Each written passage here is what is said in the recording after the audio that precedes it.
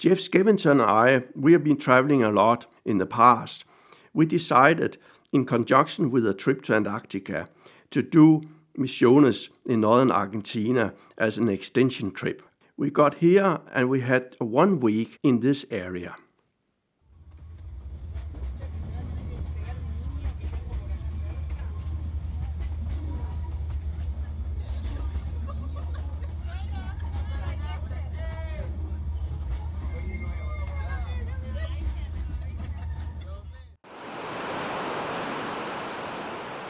We have to follow the crowds on the boardwalks. Sometimes they are in 2 lanes, so that makes it difficult to stop and watch birds. Fortunately, there are some areas where you can get off the track and get into a more desolated area where you can find your own solitude, relatively.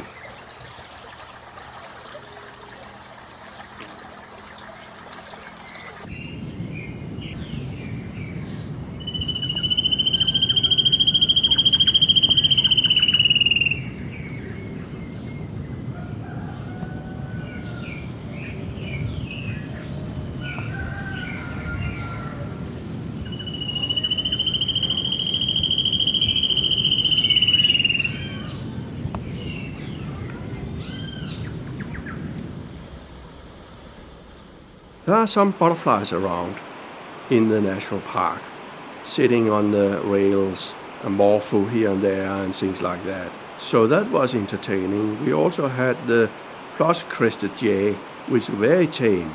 A lot of birds are very tame here, the toucans, the guans and everything, because there's no hunting. And birds are not afraid of people if they leave them alone.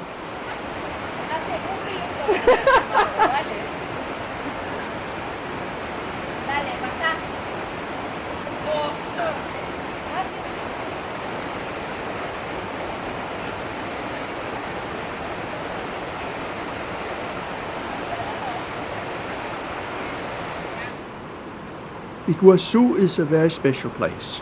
It's one of the 7 wonders in the world. That is tantamount to that 5,000 people visit the park every day. It's about 1.6 million people arrive here to visit this magnificent national park a year.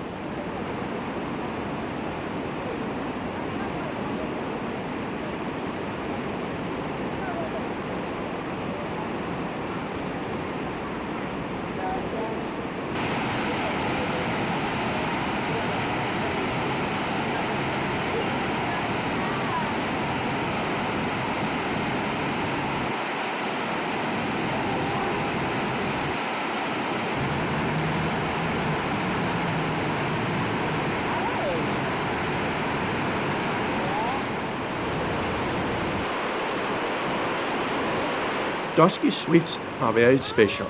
They have specialized in nesting behind the waterfalls so they can protect their chicks against predation.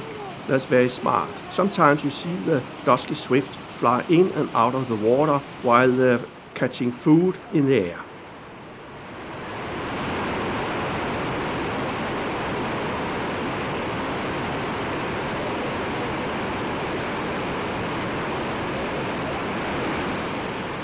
Now, a lot of bird watchers find the most special bird in this area is the black-fronted piping guan. It's a very, very special bird and very, very rare. It's an endangered species. We were so lucky to have them right at the waterfalls. Most people see them in the forest, far away, well hidden into the underbush, and therefore hard to see and photograph. I can't believe our luck.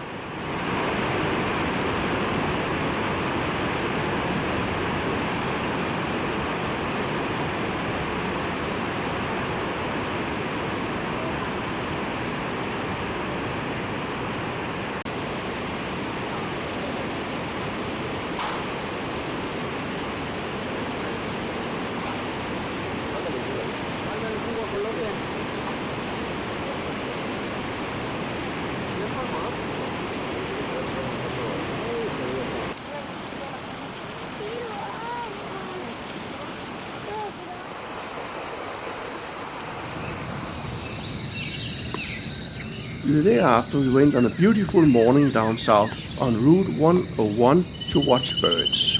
It's a much better area to watch birds because there are fewer tourists and a quiet road, so we could spend a lot of time bird watching here without being disturbed.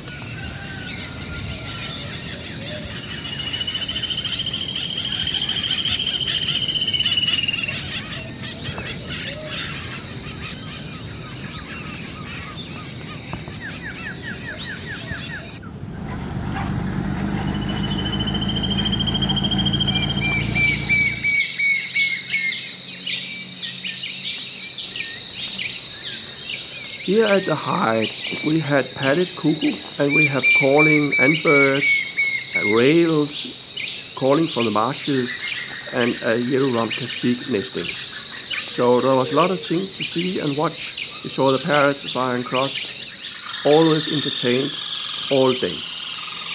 This is not a very busy road. Basically only a few trucks, a few cars pass here, then and not so often. And therefore, I could lay down on my stomach and photograph butterflies at eye level.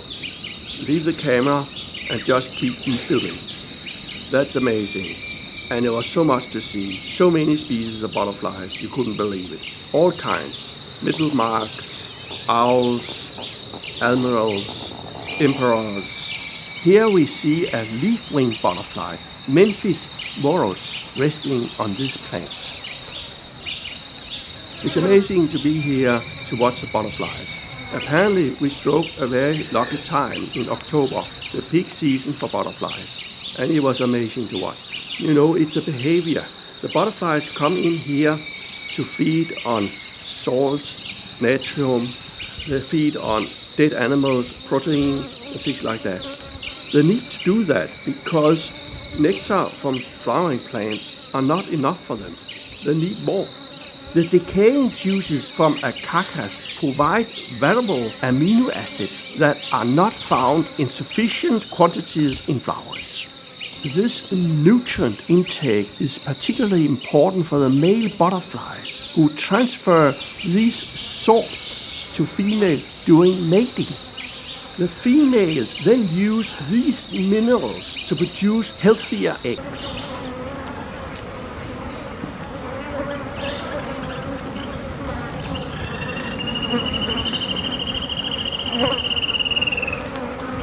The swallow-tailed butterflies are very widespread. They come down to drink and also to feed on nutrients. But they are more isolated in small groups from themselves, and sometimes you see them and sometimes you don't see them. Here we see a feeding frenzy on a dead coral snake. Here they call them paradise coral snakes. And I leave it to you just to watch. All the time a new thing happens. Flies come, different species come and go, middle marks, admirals, emperors, and so on.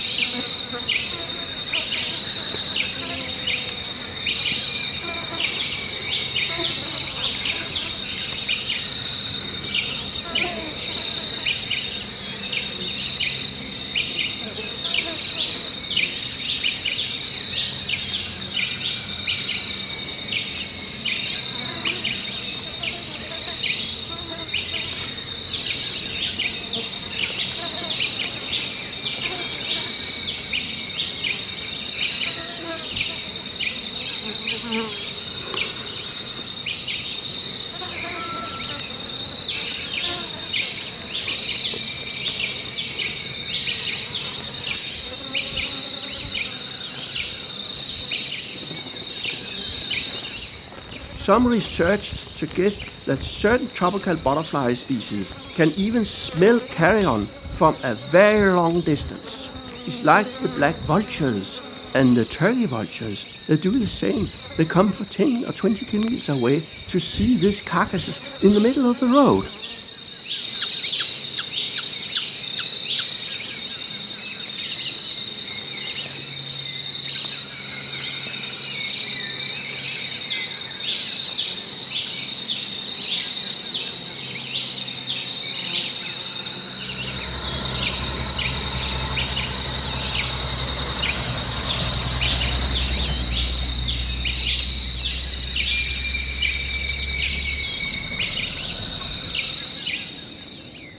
truck pass and they kill the butterflies because the butterflies are preoccupied on feeding and they don't fly away.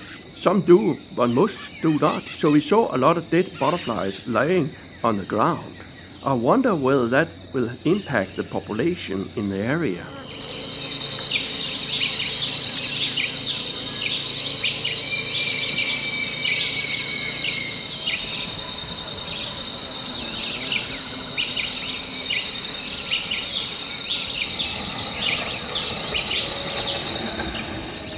One of the most common butterflies in South America are this group of whites, they're called. The very uniform color of yellow, white, and green. And they're assembled in huge flocks. But I never see them on carcasses and on dead animals. They're more to nutrients, which is found in the salty leaves on the road, away from the dead animals.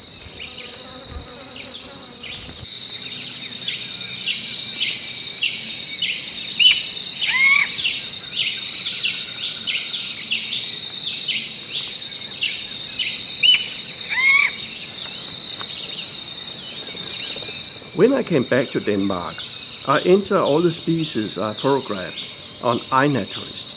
The idea is possible because they have artificial intelligence to recognize the species and therefore give me an ID. It's very quick and practical. At the same time, I look at the distribution maps of some of the species we're seeing, and they have more in common with the foothills of the Andes in Colombia and Peru than Amazonian basin. It appears that the species in Amazonia is very different from the species in the Atlantic forest, so that is very interesting. This outstanding fire tip is a kind of a skipper, and there are some few in South America, and I've seen other species elsewhere, but this one is really beautiful. So I have to show that here to you.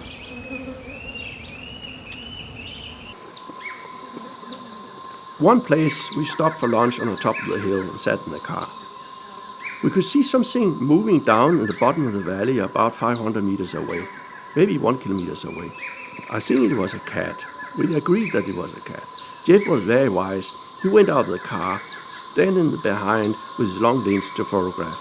I was not prepared. I had packed my long lens away and had macro lenses on my camera. So I sat still because I didn't want to disturb it. So here I show some pictures taken by Jeff. He was very lucky to get those pictures. It came right close to us. It walked all the way up to us before it went into the forest. It was amazing to watch, and it was an ocelot. I had not seen ocelot before. We have seen jaguar in Guyana, but not an ocelot. So that was new for me.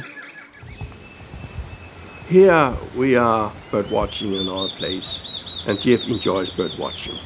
And he's walking around, he's very clever. He finds all the birds, I can say. And here we looked for the large-tailed antshrike.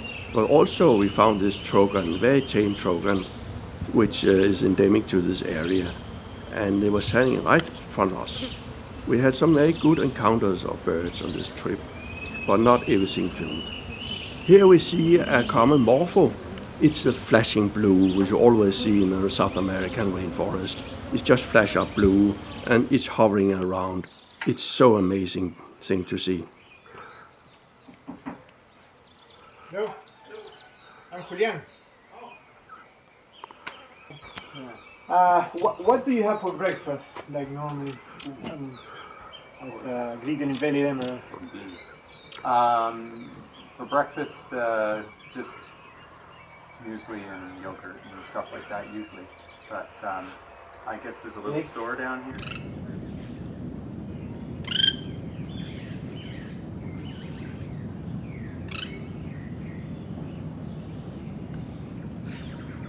There was a buff-browed foliage cleaner nesting in the house. It went into the wall to feed the young and come all the time.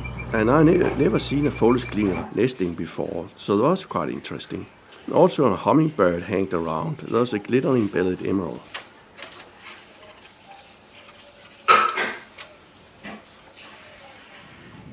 Now the trip is finished. No, it's not finished, but the film is finished, and Jeff is hanging out in the hammock.